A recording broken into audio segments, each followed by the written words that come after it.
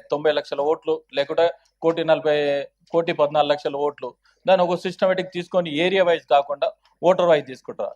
లేదా 2011 సెన్సెస్ ప్రకారం ఏది తీసుకోరో ప్రపోజల్ ఏదైతే ఉన్నదో, ఇప్పుడు సపోజ్ తెల్లాపూర్ ఉంది, 20,000 బెడ్రూమ్లు ఉన్నాయి. 20,000 బెడ్రూమ్లు ఉన్నవాడు అక్కడ డబుల్ బెడ్రూమ్ 20,000 బెడ్రూమ్లు అలా అలొకేషన్ చేశారు. కొల్లూరులో అలొకేషన్ చేసిన తెల్లాపూర్లో 4 కార్పొరేటర్లు రావాలి. అదేవిధంగా అమీన్పూర్లో తీసుకుంటే 1,20,000 ఓట్లు ఉన్నాయి. ఆడ 4 డివిజన్లు రావాలి, ఓన్లీ 2 డివిజన్లు ఇచ్చారు. ఆల్రెడీ రిప్రజెంటేషన్ ఇవ్వడం జరిగింది.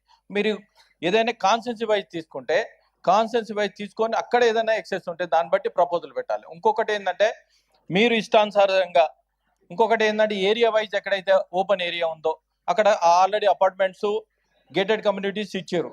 అక్కడ ఆల్రెడీ ప్రపోజల్ వస్తూ ఉన్నది. ప్రపోజల్ వచ్చినప్పుడు ఓపెన్ ఏరియాలో వచ్చినప్పుడు దానికి ఇంక్రీజ్ చేయండి. లేదా గ్లోబలైజేషన్ తీసుకొని దాన్ని బట్టి చేస్తూ ఉంటే ఓ సిస్టమేటిక్, ఎందుకంటే ఇప్పటి వరకు చెప్పినప్పుడు ప్రతి కార్పొరేటర్కు ఇచ్చేసి ఏ డివిజన్లో అయితే ఉందో ఎక్కడైతే కంపాక్ట్ ఉందో అక్కడ ఇంక్రీజ్ కాదు.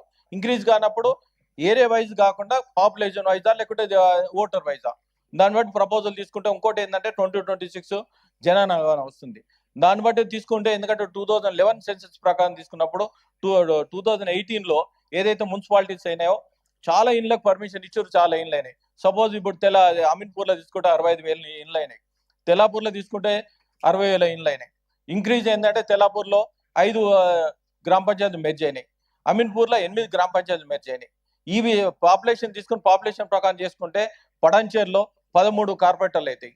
ఆ విధంగా మీరు డివిజన్ ప్రకారం ఏది ఓటర్స్ ప్రకారం ఆ విధంగా చేయాలి. ఎందుకంటే రిప్రజెంటేషన్ కూడా నేను కమిషనర్ గారికి ఇచ్చినాను, ఆ విధంగా చేయాలి. ఇంకోటి ఏంటంటే మా అందరి ఒపీనియన్ ఏంటంటే ఏదైతే ఉందో ఇప్పుడు వీళ్ళందరూ కార్పొరేటర్స్, ప్రతి కార్పొరేటర్ ఏ డివిజన్ అయితే మెర్జ్ అయిందో ఏ డివిజన్ మెర్జ్ కాలేదో దాన్ని సైంటిఫిక్గా తీసుకొని, ఎందుకంటే అఖిలపక్షం వేసేసి దాన్ని ఒక సిస్టమేటిక్ చేసుకుంటే రాబోయే రోజుల్లో చాలా బాగుంటుంది.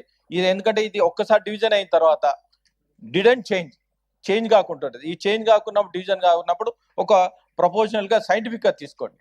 సైంటిఫిక్గా తీసుకున్నప్పుడు ఏంటంటే కొంత గూగుల్ మ్యాప్తోని ఏదైతే తీసుకుర్రో అది కాకుండా ఎక్కడైతే ప్రాక్టికల్గా తీసుకుంటే వాళ్ళందరూ వచ్చేసి దాన్ని ప్రపోజల్ చేస్తే బాగుంటుంది. అదేవిధంగా ఏదైతే ఉందో వీళ్ళకు కూడా టైం ఇచ్చేసి మీరు 2 నిమిషాలు కూడా 5 నిమిషాలు టైం ఇచ్చేలా ఒపీనియన్ తీసుకొని చేయాలని కోరుతా ఉన్నాను. నాగేందర్ గారు.